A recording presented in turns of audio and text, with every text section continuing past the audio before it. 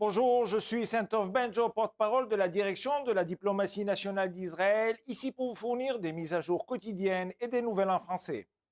Israël est navré d'annoncer la mort du sergent Oz Daniel de 19 ans. Son corps a été pris en otage à Gaza après avoir été tué le 7 octobre. Nous déplorons sa mort et embrassons sa famille. Son corps, ainsi que ceux des autres otages et de ceux qui sont en vie, sont toujours entre les mains du Hamas. Israël ne peut cesser ses efforts tant que tous les kidnappés ne seront libérés. L'opération partielle à Gaza n'est pas concevable, c'est plutôt toute la bande de Gaza qui doit être débarrassée du Hamas. Ainsi a déclaré hier le Premier ministre. La victoire est à portée de nos mains, mais elle ne sera pas possible que sinon on élimine le Hamas. Le Hamas est une organisation terroriste. Une fois que nous aurons lancé l'opération à Rafah, la phase intense des combats ne durera que quelques semaines. Non pas des mois, mais des semaines. Nous avons déjà éliminé 18 des 24 bataillons terroristes du Hamas. 4 d'entre eux sont concentrés à Rafah. Nous ne pouvons pas abandonner le dernier bastion du Hamas sans nous en occuper. Il a également déclaré que les forces de défense d'Israël élaboraient un double plan militaire afin d'assurer l'évacuation des citoyens palestiniens à Rafah tout en continuant à démanteler le Hamas. Au cours de la semaine dernière, l'opération précise contre l'organisation terroriste Hamas à l'hôpital Nasser s'est achevée. Environ 200 terroristes ont été arrêtés et de grandes quantités d'armes ont été confisquées. Malgré l'opération, l'hôpital, son personnel et ses patients ont pu poursuivre leurs activités de toute manière. Les forces de défense d'Israël ont fourni un générateur alternatif pour assurer que les soins aux patients ne soient pas affectés. Israël s'efforce de faire tout ce qu'il peut pour aider les civils de Gaza.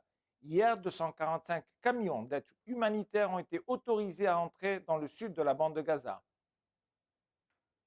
Les forces de défense israéliennes continuent de mener des combats au corps à corps avec les terroristes à Khan Younes, souvent dans des zones urbaines à forte concentration de population. Elles continuent de découvrir des vastes dépôts d'armes, principalement dans des zones civiles.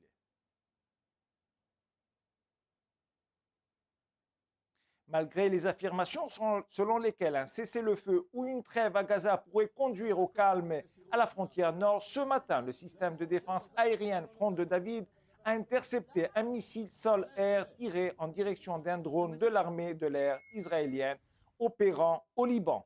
Suite au lancement de l'intercepteur, des sirènes ont retenti dans la région d'Alon Tavor, dans le nord d'Israël. Aucun blessé n'est à déplorer. Peu de temps après, un autre tir de missile en direction du drone a été identifié et le drone est tombé à l'intérieur du territoire libanais.